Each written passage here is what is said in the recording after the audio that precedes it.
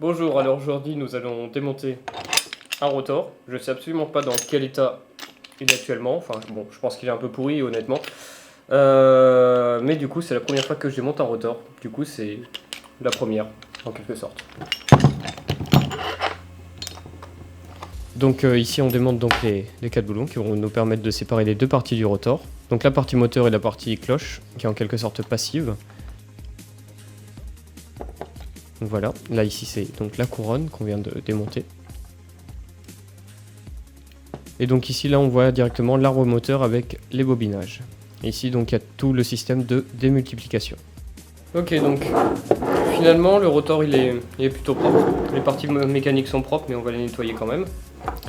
Et du coup ce qui serait assez intéressant ce serait de mettre de la graisse par ici là.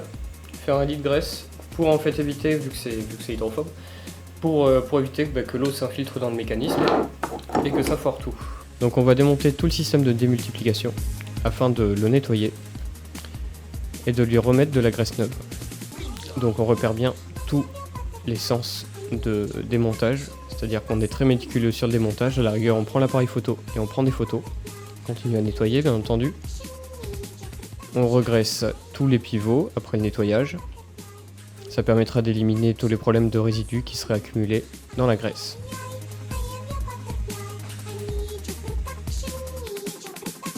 Et on passe au remontage et on vérifie que tout est bien lié et que l'ensemble est cohérent.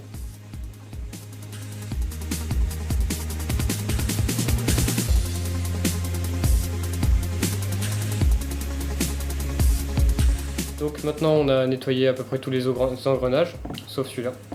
C'est plutôt une couronne d'ailleurs. Elle est composée donc de 4 ergots ici. Ces 4 ergots permettent en fait tout simplement de rentrer parfaitement dans cette partie-là, qui est la partie supérieure, et donc de la bloquer mécaniquement, pour pas qu'elle bouge. Pourquoi? Parce qu'ici on a un petit engrenage qui va venir tout simplement la faire tourner. Donc on démultiplie ici, et elle tourne très doucement. Donc le moteur tourne bien plus vite quand il est alimenté, bien entendu. Mais du coup ça permet de démultiplier justement c'est ce petit engrenage qui est... Enfin cette couronne elle est vraiment importante, donc on va également l'agresser. Autre petite chose, cette partie on va l'agresser également parce qu'elle doit tenir. Donc c'est l'espèce de... comment on appelle ça?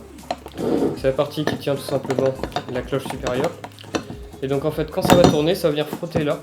Donc c'est très important qu'ici ce soit graissé. Donc ça évitera de faire forcer le moteur à la rigueur, donc il y aura plus de force pour faire tourner les antennes. Et ça évitera également des infiltrations d'eau. Donc sur cette fameuse couronne, donc on nettoie tout l'ensemble.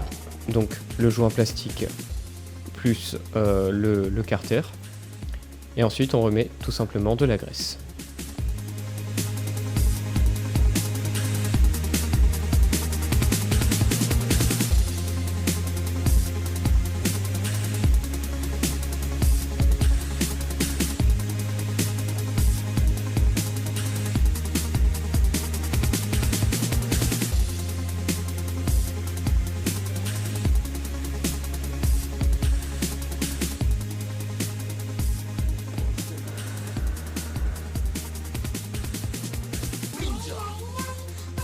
Ok, donc maintenant qu'on a révisé le rotor, bon, j'ai pas encore nettoyé de l'extérieur, mais je ferai après son bon fonctionnement, donc on verra après. Donc ça c'est la partie commande, donc là j'ai branché en 230 volts, hein. Et donc on entend qu'en fait il y a un genre de suivi à l'intérieur, donc qui permet de déterminer où est le rotor. Donc on l'alignera avec les points cardinaux un peu plus tard. Donc ce qu'on va faire c'est qu'on va dénuder ces fils. C'est un câblage 3 fils en fait. C'est un câblage 3 fils qui va directement donc du tableau de commande à la très grande longueur que j'ai actuellement sur mes genoux. Et ensuite on ressort avec nos 4 fils ici. Donc le jaune il nous sert à rien, donc on le voit, il est déconnecté ici. Donc on va respecter impérativement l'ordre qui est ici là. Donc 1, 2, 3. Donc 1, 2, 3. Donc bleu pour le 1, 2 le rouge et 3 le blanc.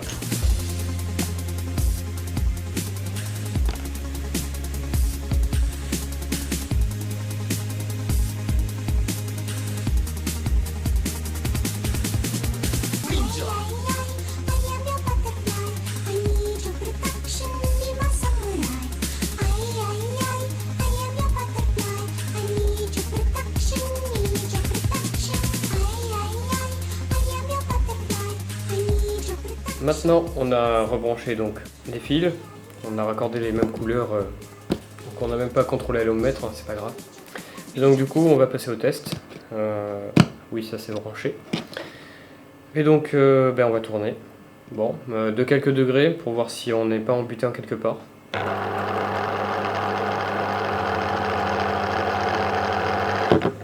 Et le résultat est plutôt satisfaisant. Maintenant, on va tester le couple.